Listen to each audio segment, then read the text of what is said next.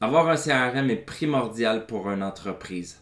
Alors, quand vous démarrez votre business, il faut également avoir un CRM que vous allez développer à travers les besoins de votre business. Alors aujourd'hui, je vais vous présenter Zoho CRM, la version gratuite.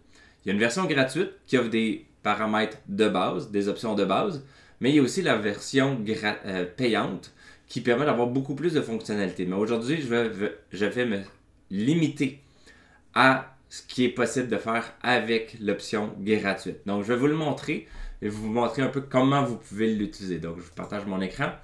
Donc, quand vous connectez à Zoho CRM, vous arrivez habituellement avec une sorte de page d'accueil. Il y a une distinction entre les leads, qui sont, on va dire, les prospects, les personnes qui ne sont pas nécessairement encore contacts clients. Vous pouvez les utiliser si ça vous intéresse. Il y a l'aspect contacts, qui sont vraiment comme les contacts, on pourrait dire plus peut-être vos clients actuels ou ceux qui ont déjà entamé plusieurs choses en avant dans votre business. Accounts, c'est plus quand vous êtes rendu à une option plus avancée du CRM, de Zoho CRM, fait que j'en parlerai pas.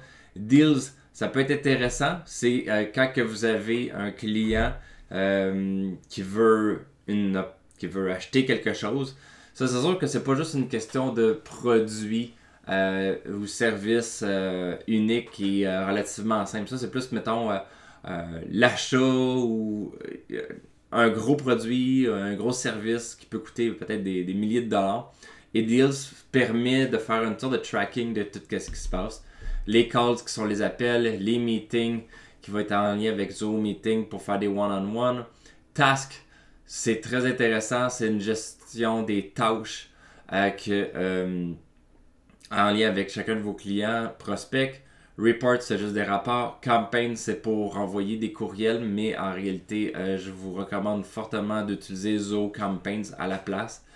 Vos documents, visites, puis des projects que je recommande d'utiliser Zoho Project, qui est plus avancé. Mais bon.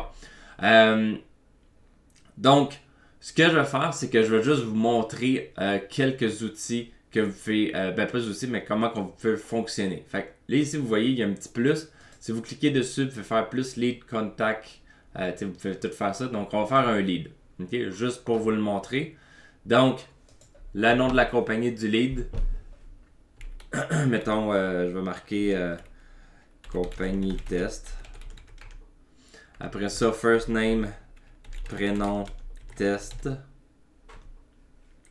Puis après ça, nom, test. OK? Puis courriel, c'est courriel test commercial santé financière.com.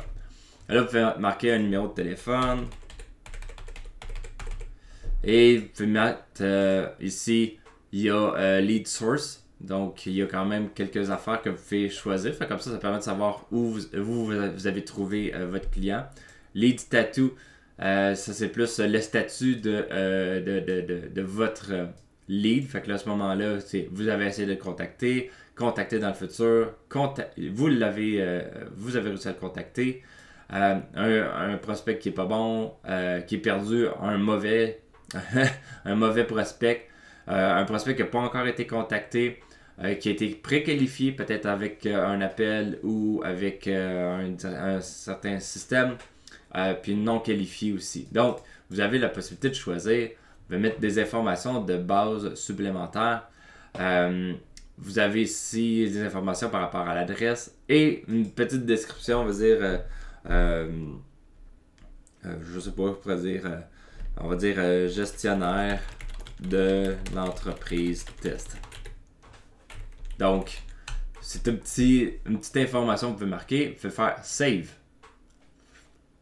Et là, vous rentrez réellement dans la fiche du client, du prospect. Et là, vous avez de l'information. Et là, ce que vous pouvez faire, vous pouvez dire rencontrer le 4 décembre 2022, mettons,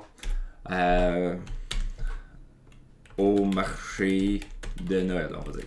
Je vous dis n'importe quoi, là. Je savais pas trop quoi dire. Faites sauvegarder. Fait que là, vous êtes capable de dire ah, ok, on a cette information-là. Donc, vous pouvez rajouter notre note. Communication par courriel pour fixer un rendez-vous. Mettons. C'est juste pour vous montrer que vous êtes capable ici de vous mettre des notes. Vous pouvez mettre des attachements. Mettons, vous voulez rajouter un dossier, vous pouvez y aller. Ici, vous pouvez faire Open Activities. Les Activities, ici, je ne sais pas pourquoi ils ont changé le nom, là, mais c'est les tasks. L'onglet Tasks en haut, c'est Activities. Donc, on peut rajouter une activité.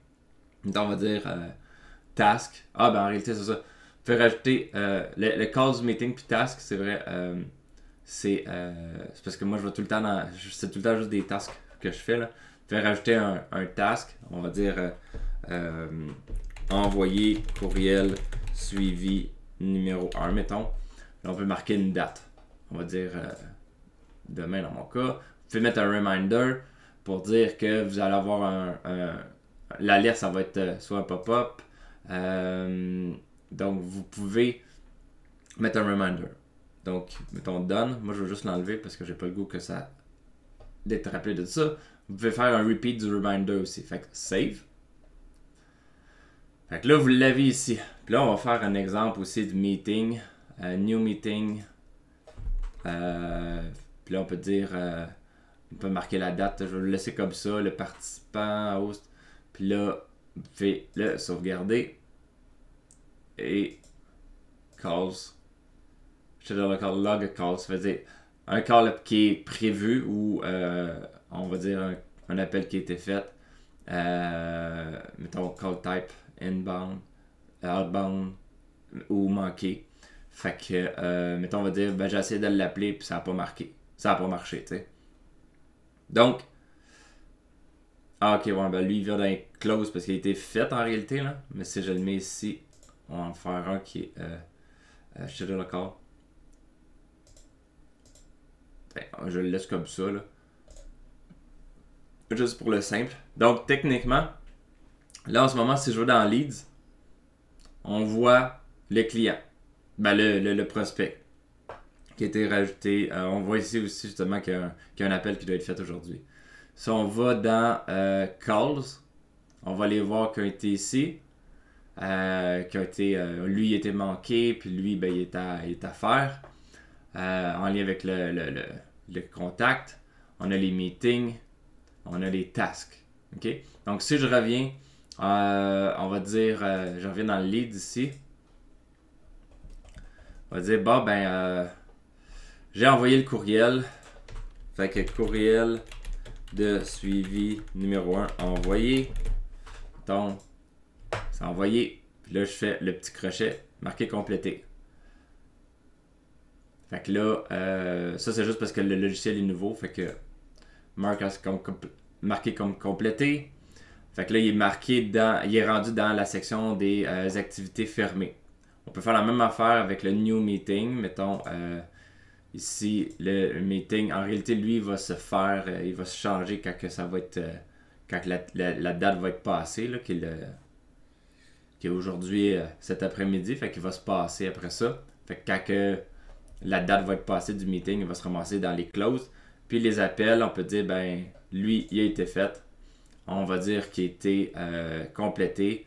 Puis la duration, on va dire qu'il était, 30 minutes.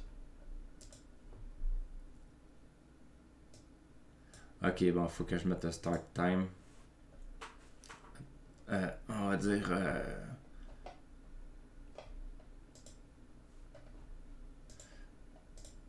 c'est parce que là, ça arrive dans le passé, c'est pour ça. Ok, good. Bon, fait que là, il a été complété. Moi, personnellement, j'ai jamais utilisé ça, mais vous avez cette fonctionnalité-là. Les courriels ici, vous pouvez écrire des courriels directement. C'est sûr que pour l'aspect courriel, il y a une configuration ici. Je vais l'ouvrir dans une nouvelle tabulation. Email. Puis là, il y a la possibilité, je crois, de configurer un email. Vous voyez, bon, ça on peut pas le configurer, mais on pourrait synchroniser avec, mettons, le Zoho Mail. Mais pour ça, il faut avoir une version payante. Fait que moi, je l'ai, c'est pour ça que je suis habitué, là. J'avais pas pensé que dans la version gratuite, je l'aurais pas, mais dans la version payante, vous pouvez faire en sorte que, mettons, votre Zoho Mail va être synchronisé avec le CRM. Fait que comme ça, vous envoyez un courriel d'ici, ben, il va apparaître dans le Zoho Mail. Puis si vous envoyez un courriel dans Zoho Mail, il va apparaître dans Zoho CRM ici. Donc, ça peut être intéressant par rapport à ça. Social, c'est si vous connectez vos réseaux sociaux, vous êtes capable d'aller voir certaines affaires par rapport au profil. Fait que là, si on regarde ici après ça, là, calls sont là, les meetings sont encore là, mais c'est surtout le task, ici vous voyez, qui est complété. OK?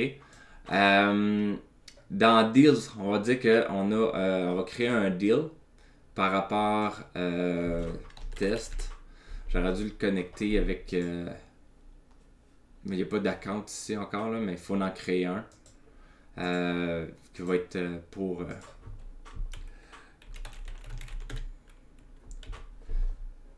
les accounts, c'est par rapport à... Ça peut être par rapport à vous, là, ou par rapport à la compagnie, dépendant de ce que vous voulez faire. Moi, je ne l'ai jamais utilisé, là. Donc, là, on l'associe. Le montant, on va dire 15 000 $. La closing date, on le met dans le futur. Stage qualification, il y a comme plusieurs options. Donc, dépendant de ce que vous voulez être rendu, la probabilité. Puis là, vous pouvez mettre des descriptions, vous pouvez mettre bien des affaires. Lead source, contact name, là, on a... on n'a pas le contact ici. Donc, on n'est pas capable d'avoir le contact pour l'instant. Fait qu'on va le laisser comme ça. Juste pour vous montrer. Parce que là, en réalité, c'est ça, on n'a pas créé de contact encore. Fait qu'il faudrait le lier avec un contact. Fait ce qu'on peut faire, on va dans le lead. Puis là, on va dire, ah ben, lui, on va le convertir en contact. On va créer un nouveau contact ici. Puis vous voyez ici, create a new deal for this account. Fait que si vous voulez le faire avec un...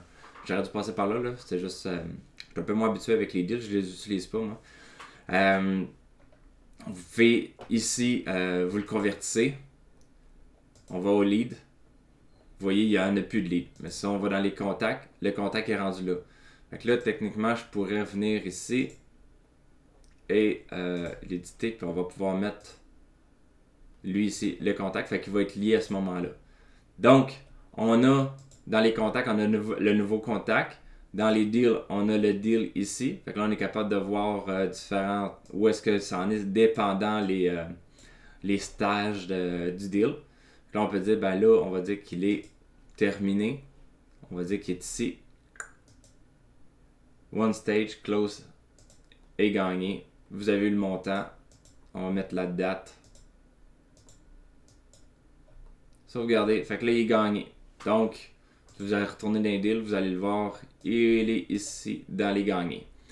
Donc, c'est pas mal la chose qui est le plus intéressant avec Zoho CRM, c'est que vous êtes capable de faire des suivis par rapport à tout ça.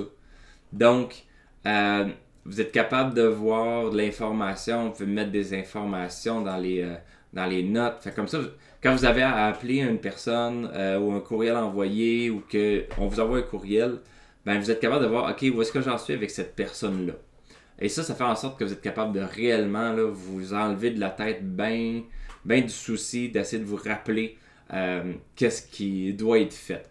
Donc, ce qui est intéressant, c'est que les tasks, vous pouvez dire, finalement, vous venez ici, là, puis là, vous faites Open Task, puis là, vous pouvez voir qu'est-ce qui est ouvert. Là, il n'y en a pas parce que j'ai rien mis dedans, mais si à ce moment-là, vous pourrez voir toutes les tâches qui sont ouvertes. Puis là, vous faites faire aussi My Overdue Task, bon, les tâches qui devraient être faites, mais qui n'ont pas encore été faites. Ça vous permet de savoir où est-ce que vous en êtes dans l'entreprise puis qu'est-ce qu'il vous reste à faire. Fait que ça peut être une bonne façon de vous motiver à faire quelque chose ou vous rappeler à faire une chose. Donc, il y a beaucoup de choses qui peuvent être faites. Je ne rentrerai pas vraiment dans la configuration parce qu'en temps normal, qu'est-ce qui arrive avec Zoho gratuit? Il y a beaucoup de configurations qu'on ne peut pas faire. Mais tu sais, comme ici, la customization, ce qui est le fun, c'est que vous pouvez rajouter des modules et des champs, puis vous pouvez créer des templates. Donc, juste vous donner un exemple. Là. Si je vais dans un contact, ça ici, là, c'est tout. Ça, c'est comme une sous-section, mais tout ça, c'est des champs. Donc, il y aurait la possibilité de créer des nouveaux champs et dépendant de ce que vous avez besoin dans votre business, dans l'option, fait qu'avec l'option payante, vous pouvez créer des nouveaux champs. Les modules, c'est ça ici. Vous pouvez créer de nouveaux modules. Fait que vous pourriez dire, bon, ben, regarde, moi j'ai un, je sais pas quoi, là, je vends je vends des assurances, mettons. Ouais, ça pourrait être une bonne idée. Je vends des assurances ou, mettons, des hypothèques. Ah, on va y aller avec les hypothèques, c'est plus simple. Je fais des hypothèques. Je suis un courtier hypothécaire. Et là, j'ai des clients. Et là, je pourrais faire un nouveau module qui s'appelle hypothèque. Fait que là, je rentre les hypothèques de tous les clients que j'ai fait. Fait que là, je serais capable de marquer, mettons, dans les hypothèques, le taux d'intérêt, le montant initial, le linker avec un contact, de savoir combien de temps qui est. Et par rapport à ça, ben, ce qui est le fun, c'est que après ça, vous allez dans le module. Puis, en tant que courtier hypothécaire, il faut faire des renouvellements hypothécaires. Donc, on est capable de voir quand l'hypothèque vient à échéance. Donc, de cette façon-là, on est capable d'avoir toutes les hypothèques qu'on a de nos clients. Fait que comme ça, quand on est capable de faire, un peu comme mettons dans les contacts ici, on est capable de faire des champs ou de filtrer. En filtrant, on est capable de ce moment-là, avec un champ peut-être particulier qui serait date de fin de l'hypothèque, on est capable de se faire un filtre genre, je sais pas, 6 mois avant la fin de l'hypothèque, contacter le client pour être capable de demander à faire un renouvellement ou de se mettre en contact pour s'assurer qu'il n'est pas ailleurs. Donc, c'est ça qui est le fun avec les modules. Dans la version payante aussi, comme j'ai dit tantôt, les courriels, vous pouvez les configurer. C'est vraiment le fun. Il y a beaucoup d'automatisation qui peut être faite aussi. Je pense que dans la version gratuite, il n'est pas possible. Mais avec la version payante, c'est du genre, mettons qu'il y aurait un nouveau champ qui serait créé. Puis que quand vous le cochez, ben à ce moment-là, ça envoie automatiquement un courriel ou ça va décocher d'autres champs, ou ça va créer de soi-même un nouveau deal, ou ça va créer une nouvelle tâche. Fait que des fois, juste en faisant un nouveau field, un nouveau champ qu'on coche, mais avec les automatisations, on est capable de faire des tâches répétitives. C'est comme mettons premier contact fait, mais quand tu le coches, mais là, il y a une tâche qui se rappelle, qui se crée automatiquement pour que dans, on va dire, 3 semaines, vous rappelez la personne pour faire un suivi s'il n'y a pas une nouvelle. Fait que là, plutôt que de faire la tâche à chaque fois, vous êtes capable de l'automatiser en faisant un workflow qui est dans la version payante. Mais c'est ça. Fait que comme bien des affaires qui peuvent être faites. Personnellement, les documents, les visites, les projects, moi j'ai jamais utilisé ça, les campaigns non plus. Dans les campaigns, je vais parler de Zoho Campaign qui va être un petit peu plus intéressant et plus avancé, évolué. Donc voilà, donc le Zoho CRM c'est vraiment fait pour vraiment être capable de prendre en contrôle l'aspect relation client. Et moi je l'utilise depuis des années. Puis ça fait sauver énormément d'erreurs, de temps, d'énergie, puis on pourrait même dire argent, parce que ça vous permet de faire de l'argent ou de ne pas perdre d'argent par rapport à un client que vous avez oublié de faire un suivi. Alors voilà, prenez le temps de regarder, de créer votre compte, c'est vraiment pas compliqué. Et de commencer. C'est certain que vous avez juste des informations de base que vous pouvez compléter dans le client, mais vous allez pouvoir commencer à le mettre, à vous habituer avec. Puis à un moment donné, ben, si le besoin est, vous faites un upgrade pour aller chercher les options gratuites. Vous voyez ici l'upgrade. Là, je sais pas ce que ça va nous donner les prix là.